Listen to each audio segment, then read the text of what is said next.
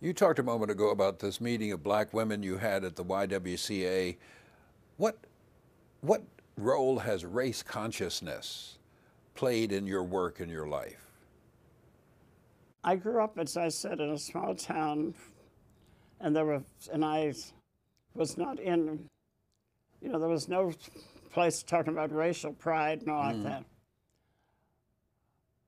But but from the moment I left home and I left for high school, and even then, in my high school, I began to get a sense of race pride. My mother gave me, for my elementary school graduation, Carter Woodson's book about the Negro history book.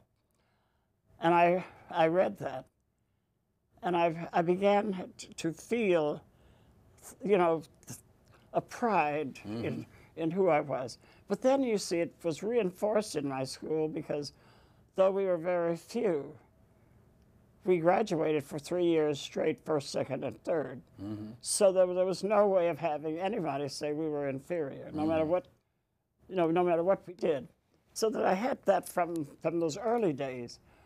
But I think one of the values that I found at NYU, joining with other students, was that our focus was always on our heritage, on who we are. And I think that that sense of having deep roots and that were important and significant was always helpful to me. And then, of course, I have to say, I've been in so many situations where I've been the only Negro or the only woman, and I learned to always realize, and people used to say, you're a token. I realized that it's a token who sometimes, by the way you relate, you act, that you can pave the way for others.